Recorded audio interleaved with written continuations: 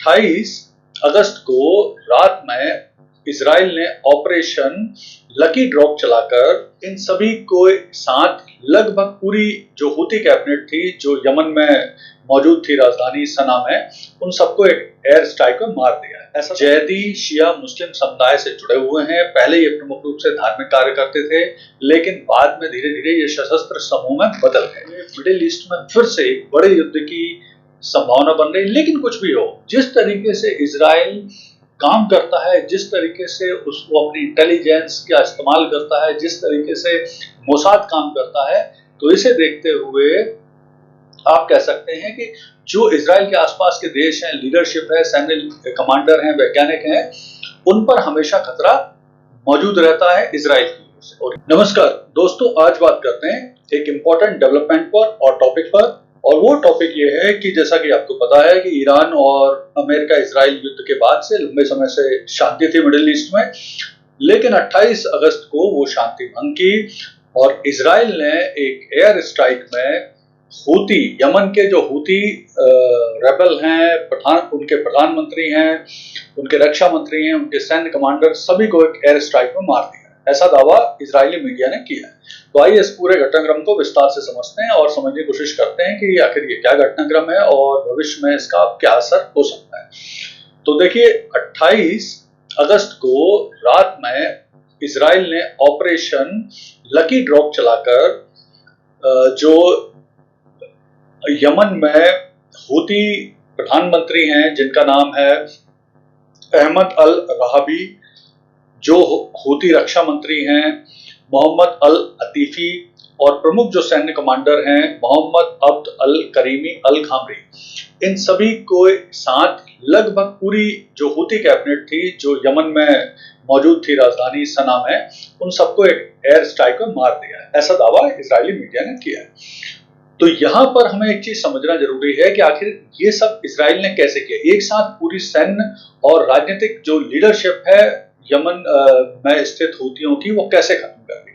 तो इसके लिए जो इजराइल का प्रमुख जासूसी संगठन है मोसाद, उसने बहुत सटीक तरीके से रणनीति बनाई।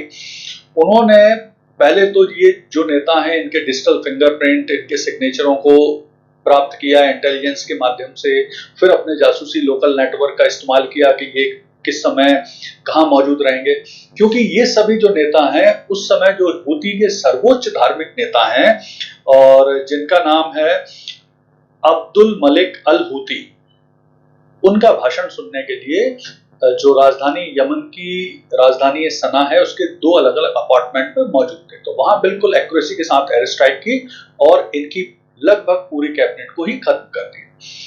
यहां पर यह समझना थोड़ा सा जरूरी है कि आखिर ये हूती कौन है। तो बेसिकली देखिए, हूती जो है वो जो यमन की राजधानी है सना, उसके प्रमुख रूप से ईरान बैक्ड जैदी शिया मुस्लिम समुदाय से जुड़े हुए हैं। पहले ये प्रमुख रूप से धार्मिक कार्य करते थे, लेकिन बाद में धीरे धीरे ये सशस्त्र समूह में बदल गए।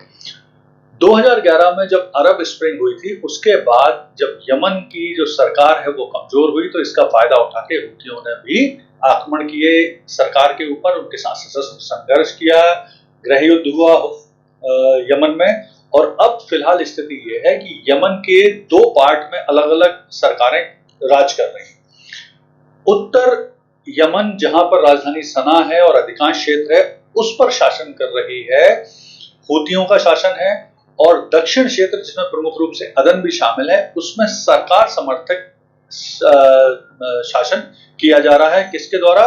तो वहां पर शासन कर रही है सदर्न ट्रांजिशनल काउंसिल STC, जो सरकार समर्थित थी, उसका शासन है। यानी दो पार्ट में दो का शासन है। यूएनओ और अन्य देश दक्षिणी पार्ट वाली जो सरकार है STC की, उसको समर्थन देते हैं। हूतियों को कोई भी देश समर्थन मतलब इसको मान्यता नहीं देता है। अब यहाँ पर यह समझना भी आवश्यक है कि आखिर अब ये जो घटनाक्रम हुआ है, बहुत एक्यूरेसी के साथ जो मोसाद ने किया है, इजराइल सरकार ने किया है। आपको यहाँ ये भी याद होगा कि इससे पहले 17-18 सितंबर 2024 को पेजर में और वॉकी टॉकी में विस्फोट करके लेबनान के हिजबुल्लाह की भी लगभग पूरी लीडरशिप उनने खत्म कर दी थी। इसी तरह से ईरान के भी सैन्य कमांडर, वैज्ञानिक और नेताओं को इजराइल मार चुका है, हमास के नेताओं को बड़ी संख्या में मार चुका है। तो जिस एक्यूरेसी, धैर्य के साथ इजराइल, मोसाद काम करते हैं वो तो अनमैच्ड है। मतलब बहुत ही शानदार तरीके से कोऑर्डिनेशन, प्लानिंग के साथ वो काम करते हैं। अब भविष्य क्या हो सकता है इसका?